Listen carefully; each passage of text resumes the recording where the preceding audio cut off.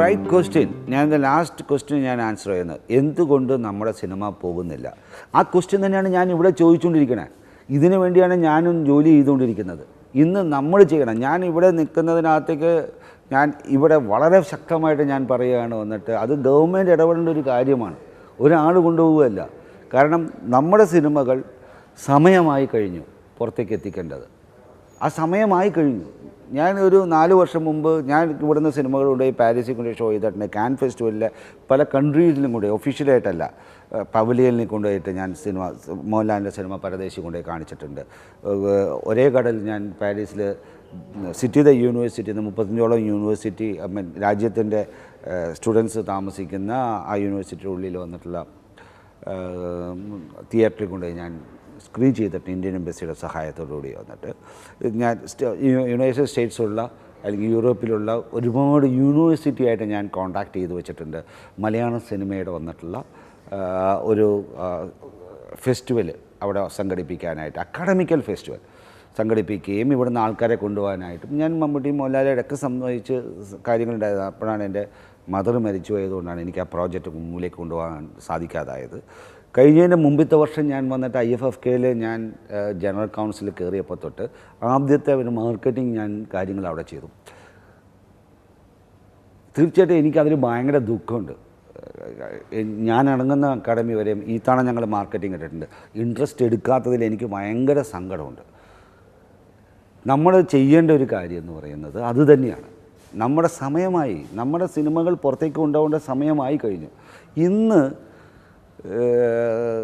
നിങ്ങൾ എന്ന് ടെലികാസ്റ്റ് ചെയ്യുമെന്ന് എനിക്കറിയില്ല. പക്ഷേ ഇന്ന് നമ്മുടെ ഒരു സിനിമ യൂറോപ്യൻ ഒരു കൺട്രിയിൽ വന്നിട്ട് എൻ്റെ സുഹൃത്തുക്കളാണ്, അവരത് സ്ക്രീൻ ചെയ്യാൻ പറ്റുമെന്നുള്ള രീതിയിൽ എന്നോട് സംസാരിച്ചായിരുന്നു. വന്നിട്ട് തീർച്ചയായിട്ടും ഞാൻ ഇടുക്കി ഗോൾഡ് എനിക്ക് ഭയങ്കര ആഗ്രഹമാണ്. കാരണം ഇൻ്റർനാഷണൽ തലത്ത് പല സ്ഥലത്തും കൊണ്ട് ഈ സിനിമ സ്ക്രീൻ ചെയ്യിക്കാൻ സാധിക്കണമെന്നുള്ളത്.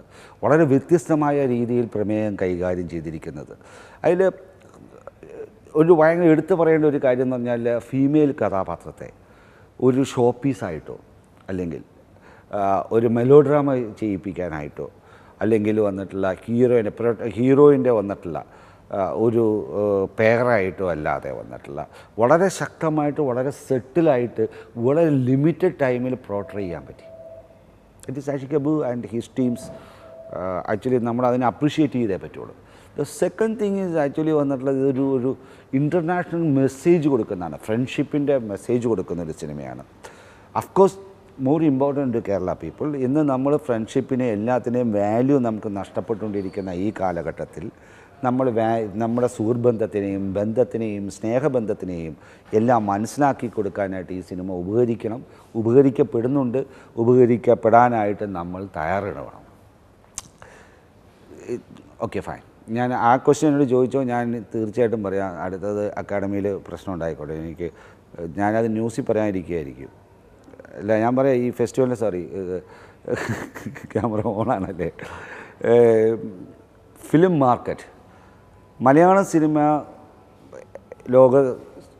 ലോക സിനിമാ വേദികളിൽ അല്ലെങ്കിൽ ലോക സിനിമ പ്രദർശിപ്പിക്കുന്ന വേദികളിൽ പാക്കേജായിട്ട് പോകേണ്ട സമയമായി കഴിഞ്ഞു.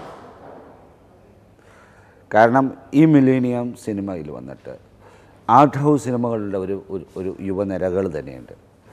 അതേപോലെ തന്നെ അതിൽ നിന്ന് വളരെ വ്യത്യാസമായിട്ടുള്ള വന്നിട്ടുള്ള യങ് ജനറേഷൻ്റെ മൂവിയുള്ള ഫിലിംസുകൾ നമ്മൾ ഉണ്ടാക്കുന്നുണ്ട്. അതേപോലെ തന്നെ വന്നിട്ടുള്ള വളരെ പവർഫുള്ളായിട്ടുള്ള അക്കാഡമിക്കൽ ലെവലിലേക്കുള്ള സിനിമകളും നമ്മൾ ഉണ്ടാക്കുന്നുണ്ട്. So we have different kind of cinema മലയാളത്തിൽ വന്നിട്ട് ഇപ്പോൾ ഇതിനെ നമ്മൾ പാക്കേജ് ചെയ്യണം. നമ്മൾ വന്നിട്ടില്ല, നമ്മൾ കൊണ്ടുപോകാൻ പറ്റണം.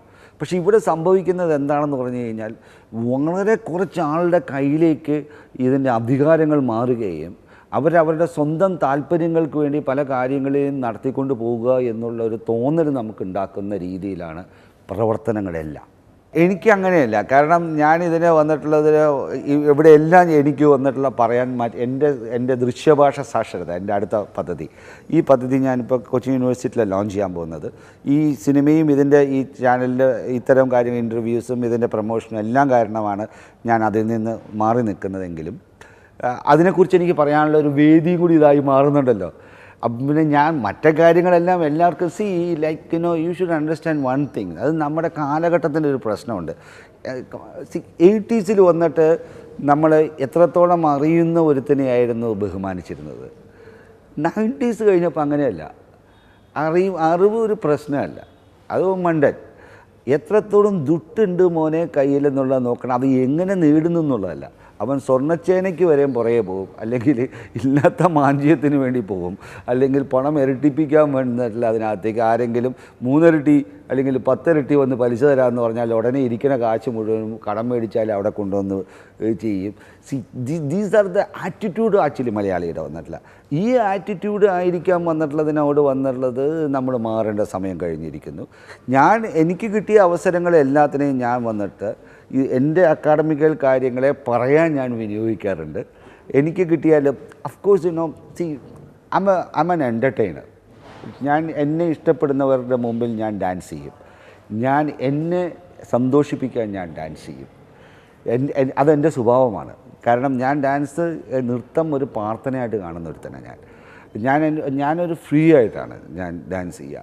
ആ ഡാൻസ് ചെയ്യുന്നതിനകത്ത് നിന്നിട്ട് ആ ഡാൻസ് കാണുന്നവനിലേക്ക് ഞാൻ താളം പകരുകയും അവൻ സ്വയം മറക്കാൻ അവനെക്കൊണ്ടും സ്വയം ആ നിമിഷത്തിൽ ജീവിക്കാൻ എന്നെക്കൊണ്ടും സാധിക്കുന്നു എന്നുള്ളത് വരുമ്പോൾ ഞാൻ സായുജ്യം അടയുകയാണ്. സോ അതിലൊരു തെറ്റ് ഞാൻ കാണില്ല. ഞാൻ ശരിക്കും തന്നെ ഒരു എൻ്റർടൈൻമെൻറ്റും ഉണ്ട്. അത് two things you should understand. Academical മാത്രമായിട്ട് ഒരു മനുഷ്യൻ ജീവിക്കാൻ പറ്റില്ല. ഞാൻ അങ്ങനെയല്ല ഒരുത്തൻ. ഞാനൊരു ഇൻ്റലക്ച്വലേ അല്ല. ഞാൻ അറിയാൻ ശ്രമിച്ചിരിക്കുന്നത് ഇത് കേൾക്കോ, ഞാൻ അറിയാൻ ശ്രമിക്കുന്നത് എനിക്ക് ചുറ്റുമുള്ള ലോകത്തെയാണ്. എനിക്ക് മുമ്പേ പോയവർ അവരുടെ ചിന്തകളെയാണ് ഞാൻ അറിയാൻ ശ്രമിക്കുന്നത്. അതിൽ ഞാൻ മനസ്സിലാക്കിയിരിക്കുന്നതിനെ ഈ ഒരു അവസരത്തിൽ എനിക്ക് മറ്റുള്ളവർക്ക് പകർന്നു കൊടുക്കാൻ പറ്റിയിട്ടുണ്ട്.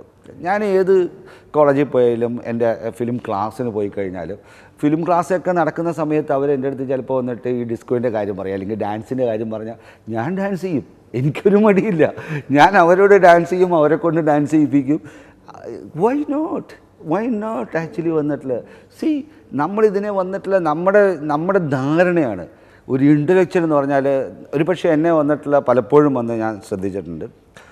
എല്ലാവരും വിചാരിച്ചു ഒട്ടും റെസ്പോൺസിബിലിറ്റി അല്ല, ലൈക്ക് ആൻ അനാർക്കിസ്റ്റ്. നോ, എൻ്റെ എല്ലാ കാര്യത്തിനകത്തേക്കും വന്നിട്ടില്ല എനിക്ക് ചിട്ടയുണ്ട് വന്നിട്ട്. കാരണം ഞാൻ അതിനകത്തൊരു കൺസ്ട്രക്ഷൻ മാനേജ്മെൻറ്റ് എനിക്കൊരു master certificate world of concrete USA എന്ന് വന്നു. ഞാനിവിടുത്തെ ഏറ്റവും വലിയ പ്രധാനപ്പെട്ട പ്രോജക്റ്റുകൾ എന്നെക്കൊണ്ട് എക്സിക്യൂട്ട് ചെയ്യാൻ പറ്റിയിട്ടുണ്ട്. ഒരു അനാർക്കിസ്റ്റിനെ കൊണ്ട് പറ്റുമോ? പറ്റില്ല. വൈ? കാരണം ഇവിടുത്തെ ഒരു തെറ്റിദ്ധാരണയുണ്ട്. നമ്മളൊരു പഠിച്ചവൻ എന്ന് പറയുന്നവൻ വളരെ മിണ്ടാതിരിക്കുകയും വളരെ സൈലൻ്റായിട്ടിരിക്കുകയും, അല്ലെങ്കിൽ അവൻ കുറച്ച് ആദ്യത്തെ 80കളിൽ വന്നിട്ട് താടിയും ജുബ്ബിയുമായിരുന്നു ഒരു ഇൻ്റലക്ച്വലിൻ്റെ സിമ്പിളെങ്കിൽ, പിന്നീടുള്ളതിനകത്ത് ഓരോ സമയത്ത് അവൻ്റെ കോസ്റ്റ്യൂം മാറുകയും അവൻ്റെ ചലനങ്ങളിൽ അവൻ മാറ്റമുണ്ടാക്കുകയും അതിലൂടെയാണ് വന്നിട്ടുള്ളത്. Not at all. എന്നെ സംബന്ധിച്ചോളം നോ. കാരണം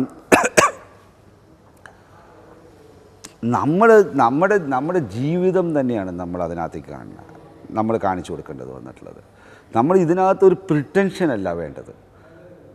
ഒരു പ്രിട്ടൻഷനാവും. നമ്മൾ പ്രിട്ടൻഷനെ എപ്പോഴും എടുത്ത് കളയാൻ പറ്റും, അപ്പോഴാണ് നമ്മുടെ ആറ്റിറ്റ്യൂഡിന് വന്ന് തെളിവുണ്ടാവുക.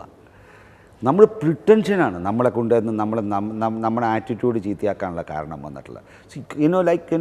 And why all youngsters they are freaking out. Okay, why? Because ആ സമയമാണ് അവരെ കൊണ്ട് ചെയ്യാൻ പറ്റുക. And they should do that. Like അവിടെയാണ് ഞാൻ അവരുമായിട്ട് വന്നിട്ടുള്ള അതിനകത്ത് ശരിക്കും ഞാൻ ഫ്രീക്ക് ഔട്ട് ചെയ്യും. ഞാൻ എന്നോടത്ത് ഡാൻസ് ചെയ്യാൻ പറയും. ഡാൻസിൻ്റെ കൂടെ നിൽക്കുന്നവരായാലും ശരി, എല്ലാവരും കൂടെ ഞാൻ ഡാൻസ് ചെയ്യും. എനിക്കത് ഇഷ്ടമാണ് വന്നിട്ടുള്ളത്. കാരണം ഞാൻ പഠിച്ചിരിക്കുന്നത് ആ വഴിയിലൂടെയും അവരിലേക്ക് എനിക്ക് പകരാനത് സാധിക്കും എന്നുള്ളത് കൊണ്ടാണ്.